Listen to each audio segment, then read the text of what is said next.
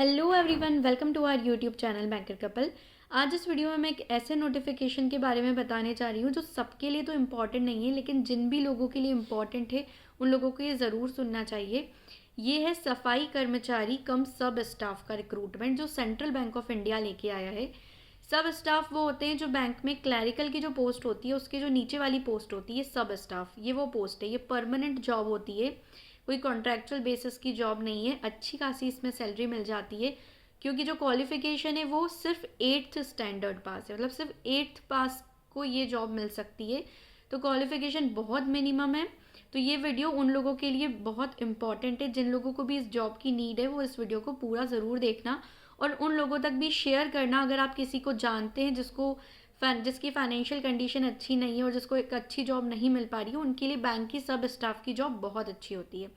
मुझे लगता है कि बैंक में सबसे अच्छी जॉब ही सब स्टाफ की होती है क्योंकि बहुत ही बढ़िया सेम जगह पोस्टिंग मिलती है, अच्छी सैलरी मिलती है, सारी फैसिलिटीज़ मिलती है जो बैंक के बाकी एम्प्लॉयज़ को मिलती है। तो हम स्टार्ट करते हैं सबसे पहले वैकेंसीज से। टोटल वैकेंसीज आई है इसमें 484। अलग अलग जोन्स में वैकेंसीज डिवाइडेड है। जहाँ जहाँ जिन जिन जोन में रिक्रूटमेंट आया है वो जोन में एक बार बता देती हूँ।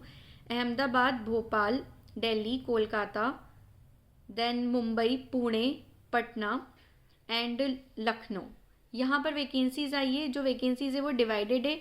डिटेल में आपको कहाँ कितनी वैकेंसीज आई है वो नोटिफिकेशन में देखकर पता चल जाएगा। अब फॉर्म फिलिंग की बात करें तो इसकी फॉर्म फिलिंग 20 दिसंबर से स्टार्ट हो गई थी और 9 जनवरी तक इसकी फॉर्म फिलिंग चलेगी।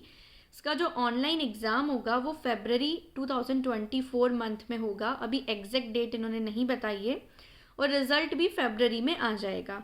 उसके बाद लोकल लैंग्वेज टेस्ट होगा एग्ज़ाम के बाद, वो मार्च में होगा और जो प्रोविजनल सिलेक्शन है वो अप्रैल तक हो जाएगा, मतलब अप्रैल तक इनका फाइनल जो जॉइनिंग है वो आ जाएगी। अब उसके बाद बात करें फ़ीस की, जो सबसे इम्पॉर्टेंट बहुत लोगों को लगता है, तो SC ST PWBD और एक्स सर्विसमैन के लिए तो सिर्फ 175 रुपीज़ है। उसके अलावा जितनी कैटेगरीज है उसके लिए 850 रुपीज़ है। अब इनकी जो सैलरी है, एग्जैक्ट सैलरी स्लिप भी मैं लेके आऊँगी, अगर आप में से ज़्यादा लोग डिमांड करेंगे तो मैं ढूंढ के लेके आऊँगी, लेकिन इनिशियल बेसिक पे इनकी 14,500 होती है। उसके साथ जैसे बाकी क्लैरिकल को ऑफिसर्स को मिलता है DA, HRA, city compensatory allowance, then special allowance, transport allowance, special pay, LFC, leave encashment, group medical insurance, gratuity, pension, then staff OD, vehicle loan, housing loan कम इंटरेस्ट रेट पे, जो facilities एक normal बाकी employ को मिलती है वो सारी facilities मिलती है। प्लस एक और चीज़ कि जो सब स्टाफ है वो आफ्टर प्रमोशन क्लर्क बन सकता है। तो अगर कोई बनना चाहता है, वैसे मैक्सिमम सब स्टाफ जो हमने देखा है कि वो सब स्टाफ में ही खुश रहते हैं, वो क्लर्क भी नहीं बनना चाहते।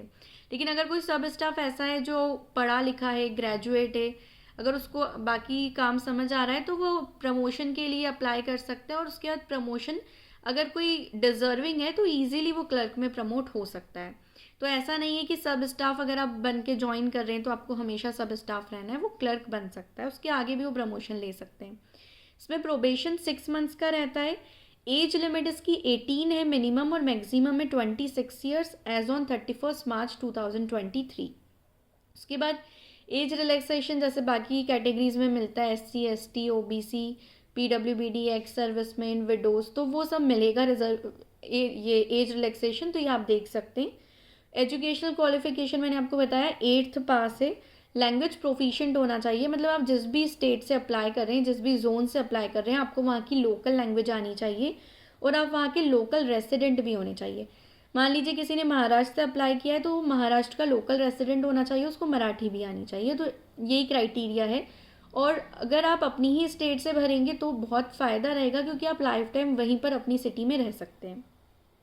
इसमें एक और चीज़ मांगी कि आपका जो सिबिल स्कोर है वो मिनिमम 650 या उससे अबव होना चाहिए। और अगर आपका सिबिल नहीं जनरेट हो रहा है तो अगर आप जो भी आपके लेंडर है उनसे आप लिखवा सकते हैं कि आपका कोई आउटस्टैंडिंग ड्यूज़ नहीं है। उसके बाद अब एग्ज़ाम पैटर्न की बात करें तो बहुत ही सिंपल सा एग्ज़ाम पैटर्न है। इसमें इंग्लिश लैंग्वेज का नॉलेज के 10 मार्क्स है, मतलब ये जो सेक्शन है इंग्लिश लैंग्वेज नॉलेज, इसके 10 मार्क्स का आएगा। उसके बाद जनरल अवेयरनेस 20 मार्क्स का आएगा। एलिमेंट्री अरिथमेटिक, एकदम बेसिक सा जो अरिथमेटिक है वो 20 मार्क्स का आएगा। और साइकोमेट्रिक टेस्ट रीजनिंग ये 20 मार्क्स का आएगा। टोटल 70 मार्क्स का पेपर होगा और टाइम बहुत अच्छा है। टोटल 90 मिनट्स का इन्होंने ड्यूरेशन दिया है, तो सफिशिएंट टाइम रहेगा, पर आराम से भी इसमें सॉल्व कर सकते हैं। इसमें सेक्शनल कट ऑफ भी होगी और नेगेटिव मार्किंग भी होगी, तो ये दो चीज़ जो बहुत इंपॉर्टेंट है, 1/4 नेगेटिव मार्किंग रहेगी और सेक्शनल कट ऑफ भी रहेगी। उसके बाद अगर बात करें LPT की, लोकल लैंग्वेज टेस्ट की, तो उसमें 4 टाइम्स कैंडिडेट्स बुलाए जाएंगे। जैसे जितनी भी वैकेंसीज है उसके 4 टाइम्स कैंडिडेट्स बुलाए जाएंगे। 30 मिनट्स का आपका LPT होगा और ये 30 मार्क्स का होगा। वो जो लैंग्वेज है आपको उसको बोलना आना चाहिए, पढ़ना आना चाहिए और लिखना आना चाहिए, तो ये 3 चीज़ इंपॉर्टेंट है। जहाँ पर हिंदी है तो हिंदी तो सभी को आती है उस स्टेट के, तो उनको ज़्यादा कुछ करने की ज़रूरत नहीं है। बाकी इसमें आप उसी स्टेट से भरेंगे जहाँ से आप हैं, तो बहुत ही अच्छा रहेगा। ये वीडियो आप उन सारे लोगों के साथ शेयर करना जो बैंक में टेम्परेरी सब स्टाफ की पोस्ट पर काम कर रहे हैं और जो परमानेंट होना चाहते हैं लेकिन नहीं हो पा रहे, तो उनके लिए सेंट्रल बैंक ऑफ इंडिया बहुत ही अच्छी अपॉर्चुनिटी लेके आया है। तो जितने भी लोग, जिनके भी नोन में ऐसे लोग हैं जो बैंक में काम कर रहे हैं as a temporary sub staff, उनके साथ ज़रूर शेयर करना। Thank you so much for watching this video and don't forget to like, share and subscribe our YouTube channel.